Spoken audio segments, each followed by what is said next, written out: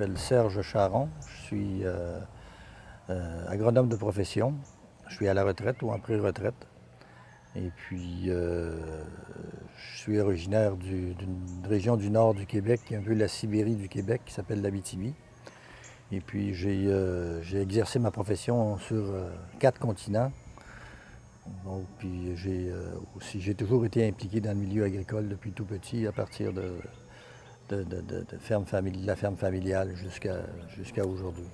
Ceux qui voudront les ramassons, ceux qui voudront les ramassons. Oui, l'Abitibi, c'est un pays qui est méconnu même des Québécois. Ça débute à 600 km au nord de Montréal. C'est un pays qui n'est pas facile, mais c'est un pays où on a pas à apprendre beaucoup de choses. Il y a beaucoup de forêts, beaucoup de lacs. Les gens aussi, comme c'est un pays difficile, il y avait une cohésion sociale qui est importante aussi entre les gens. C'est un bel endroit pour grandir et pour vivre son adolescence, mais sitôt qu'on doit s'instruire, on doit partir très tôt là, de l'Abitibi pour aller faire même des études collégiales universitaires. Mes 2 parents sont issus du milieu agricole, puis mes parents travaillaient beaucoup, ils avaient un petit commerce, et puis l'été, ils m'envoyaient, j'allais passer l'été sur la ferme de l'oncle. Il avait 4 filles, 5 filles. Alors, et moi, j'étais tout petit, mais elle s'occupait de moi, puis on me faisait faire les travaux selon ma capacité. Là. C'était bien, j'ai des bons souvenirs de tout ça. Je suis parti la première fois à 18 ans pour aller étudier au collège, et j'ai fait un diplôme technique en agriculture. Puis pour mes parents, c'était un peu une catastrophe de l'agriculture, c'était un peu comme un recul. Mes parents n'étaient pas du tout d'accord parce qu'eux, ils avaient vécu ça aussi, puis c'était difficile, puis ils n'avaient pas vu les changements qui s'étaient produits au cours des années. Ils étaient encore à penser que c'était un métier difficile, qui rapportait peu, qui demandait beaucoup. On dit tout le temps, quand on est en Abitibi, il faut partir de son village. Une fois qu'on a fait 100 km, on peut en faire 100 ou 10 000, c'est la même chose. C'est un peu, pour ce dicton-là, c'est appliqué dans mon cas. Le premier voyage que j'ai fait, c'était en Australie, dans les années 70. C'était peu fréquent que les gens allaient là-bas. J'y ai été 6 mois. J'allais pour apprendre comment faire l'élevage de moutons. Je me disais, ça serait peut-être un élevage qui serait intéressant à faire dans les terres en Abitibi qu'on avait. Ça m'a ébranlé dans mes convictions de vouloir m'établir comme agriculteur. Je m'étais toujours dit que j'allais voyager encore. Et c'est ce qui s'est produit. Une fois que j'ai terminé les études en agronomie, je suis parti en Afrique comme coopérant volontaire pour une ONG. Et je faisais des aménagements, des barrages, des retenues d'eau, des puits pour avoir de l'eau en saison sèche, pour que les gens puissent avoir des activités agricoles en saison sèche. Ça, j'ai fait ça 8 années. J'étais 5 ans en Afrique de l'Ouest, au Togo. Puis j'ai travaillé dans les pays limitrophes aussi, Ghana, Bénin, Burkina Faso. J'ai eu un contrat de 2 ans aussi où j'étais au Rwanda et en Tanzanie, fin des années 80. Je suis parti tout seul, je suis revenu avec une femme et 2 enfants. Et puis avant que les enfants soient trop grands, on s'est dit, on aimerait faire une année de transition en Europe, s'arrêter. Alors on a fait une belle année comme ça en France, et puis j'ai travaillé dans le sud avec des amis aussi que j'avais connus en Afrique, qui étaient des fils de vignerons. J'ai travaillé dans différents vignobles, là, en Suisse, entre autres, dans le Jura, dans le sud près de Carcassonne aussi. Alors j'ai ramassé une foule de connaissances. J'ai travaillé dans les caves aussi à apprendre à faire le vin. Et puis quand je suis revenu ici l'année d'après, j'ai trouvé un boulot tout de suite en descendant de l'avion parce qu'il fallait gagner sa vie, il fallait élever les enfants qui étaient petits. Alors j'ai laissé un peu de côté ces projets-là. Plus tard, on a acheté la maison, il y avait un grand terrain ici.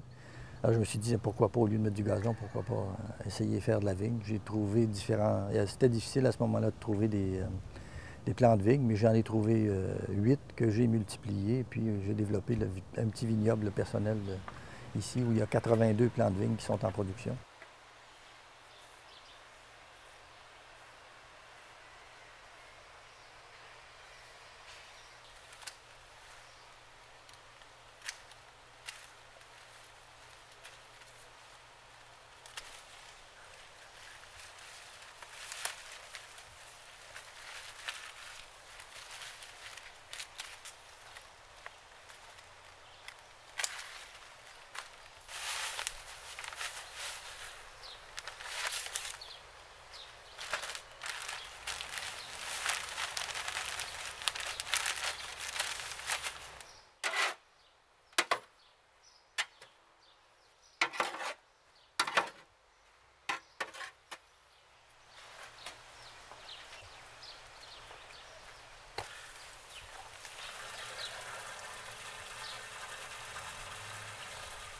Le milieu urbain, c'est un milieu intéressant parce qu'il y a un microclimat aussi. C'est plus facile de faire de la vigne ici, dans ma cour, que de la faire dans un milieu rural, dans des champs. Je crois que ça a une importance aussi vis-à-vis des gens. Il faut absolument en avoir le maximum. En ville, les gens ont perdu contact avec la ruralité, avec ce que sont les aliments, comment ils sont produits. Au Québec, à peu près tous les gens sont d'origine rurale, là, mais ça remonte à 2, 3, 4 générations. Il y a un lien qui a été coupé. Puis on faut essayer de recréer ces liens-là des gens avec la terre, avec la production agricole. L'organisme dans lequel je travaille, la Croisée de Longueuil, on initie là, soit des jardins collectifs, jardins communautaires à petite échelle, à petite et à grande échelle aussi. On va le mettre par en dedans des aubergines.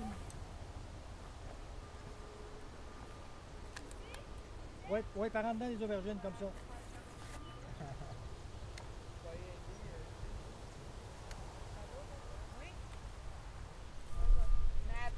L'histoire du projet, ça démarre en 1987. C'est un jardin collectif pour les réseaux communautaires de Longueuil.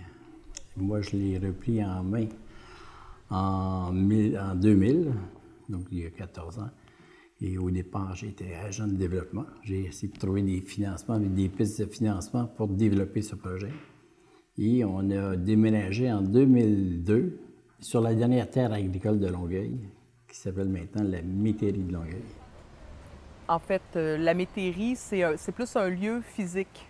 Donc, c'est plutôt un organisme communautaire de Longueuil qu'on appelle la Croisée de Longueuil qui a développé le projet de la métairie du jardin collectif. Donc, il y a différents groupes d'individus qui gravitent autour du jardin collectif. Premièrement, à la Croisée, il y a une école de formation en horticulture ornementale et maraîchère écologique. Donc, c'est des étudiants qui sont en réinsertion socio-professionnelle qu'on appelle. Donc, ils doivent être éligibles au programme d'Emploi Québec pour pouvoir faire la formation. Ensuite, on a un groupe en réinsertion sociale qu'on appelle Coup de pouce. Donc, c'est des gens avec diverses problématiques qui viennent apporter un soutien, qui viennent travailler ici au jardin 3 à 4 jours semaine. Le jardin collectif, c'est pas seulement cultiver. T'sais, on cultive les plantes, mais on cultive les gens aussi. Là. Les gens, ils viennent ici pour s'émanciper, pour s'épanouir. Ils apprennent, mais il y a un gros travail personnel aussi qui est fait là, au travers des activités qu'ils font.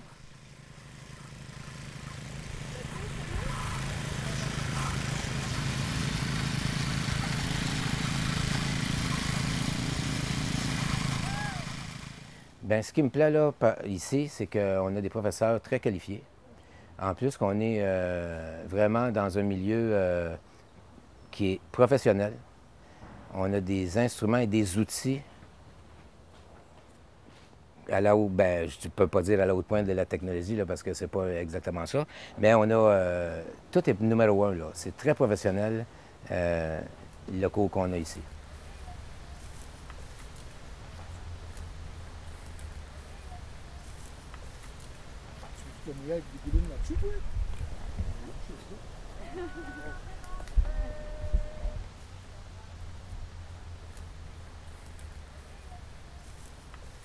Ce qui m'a intéressé en fait à l'agriculture de proximité, c'est de conserver les terrains, les terres agricoles et les forêts qui disparaissaient à un rythme alarmant.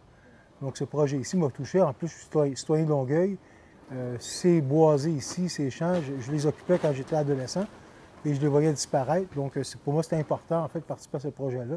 Et en fait aussi de rapprocher les gens à la terre. Et de plus en plus de gens qui intègrent des légumes dans leur jardin, soit en avant ou dans la cour.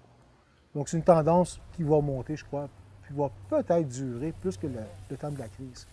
Parce que il y aurait mieux manger un légume qui vient de chez toi, là, qui sort directement du jardin, c'est ça. Oh, ça sent bon. Hein? Oui, on peut se coucher là-dessus.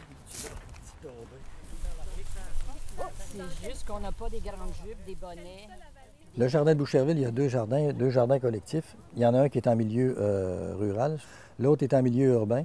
On avait été engagé pour développer le jardin en milieu rural, le jardin intermunicipal. Avec ce qu'on a fait, c'est qu'on a décidé de créer un jardin d'apprentissage dans la ville de Boucherville, qui est en milieu urbain. On a fait tout petit jardin la première année. Il y avait 9 personnes, ça faisait 90 mètres carrés, où on a fait des soirées d'animation, on a fait de la formation sur place. Pour le jardin intermunicipal, on a des plus grands projets, là, où on est en train d'essayer de développer un système qui serait complémentaire au jardin qui ont en ville. Les gens font des jardins en légumes, puis ils font d'autres productions qui ne peuvent pas se faire dans les jardins sur les terres agricoles. C'est quoi, c'est ça? C'est là. Non, c'est la musique. On la met là, puis on va la mettre dans le sac. Mais les, ouais, comme ça. Regarde bien. Ce qui me plaît dans le concept de jardin collectif, c'est cette idée de partage. C'est pas juste le partage de la récolte ou même du travail, c'est le partage des connaissances. Parce que, par exemple, avec Diane, elle arrive avec d'autres connaissances. Puis, ah oui, toi, tu fais ça comme ça, bien moi, je le faisais comme ça. Et là, on découvre d'autres façons de faire. Ça, je trouve ça très stimulant parce que, dans le fond, oui, moi, j'aime manger des salades saines et tout ça. J'en ai dans mon jardin, mais on n'a pas le contact avec les gens. Et avec le jardinet collectif, on a ça. Un jardin communautaire, oui, éventuellement, tu jases avec le gars de la parcelle d'à côté, mais si tu ne veux pas lui parler, tu peux ne pas lui parler. Au jardinet collectif, c'est impossible. Il faut justement qu'on s'entende, qu'est-ce qu'on fait, qu'est-ce qu'on plante, qu'est-ce qu'il y a à faire maintenant. On a récolté des salades, t'en veux pas. On est perpétuellement... Et moi, j'ai découvert des amis là-dedans. Je trouve ça très, très intéressant. Donc, ça bâtit tout, ça bâtit la communauté. Et le contact avec la terre, pour moi, c'est une grande source d'énergie, le contact avec la terre. Le contact avec la terre, c'est une méditation, je ne sais même pas comment l'expliquer. Il faut le vivre, je crois, et je pense que beaucoup de gens bénéficieraient de le faire, mais ils pensent qu'ils ne peuvent pas parce qu'ils ont juste un balcon. Mais non, sur un balcon, on est capable de faire pousser plein de choses. Donc, j'espère qu'on va pouvoir continuer à outiller les gens pour que, dans le fond, ce concept d'agriculture urbaine qui a l'air comme une nouveauté devienne une normalité. Tout est là pour que les gens puissent grandir dans leur projet d'agriculture urbaine. Mais on dit périurbain, c'est à côté. C'est à côté des villes. Ici, à Longueuil, il y a 1500 hectares de terres agricoles qui sont sous-utilisés. À Boucherville, 1300. À Montréal, il doit en avoir 2000 aussi. Alors, les terres agricoles, s'ils sont là, ils vont rester là. Il faut trouver une façon pour que ça serve au développement des villes, non seulement au niveau environnemental, de façon agro-environnementale aussi. Mais il faut le développer progressivement avec des modèles biodiversifiés qui vont fournir une alimentation locale et de proximité. Vous savez, le travail d'agronome, on peut le passer là, devant un écran d'ordinateur, faire beaucoup d'heures. Mais maintenant, à la retraite, j'apprécie matériellement faire des choses, travailler dans l'environnement, toucher la terre, faire des choses, faire produire des choses à des gens. À quoi ça sert d'avoir vécu une vie remplie, avoir beaucoup de connaissances si on ne les partage pas, si on ne les fait pas ressortir, ces connaissances-là, puis on ne les partage pas avec d'autres. Ça me maintient jeune et en santé.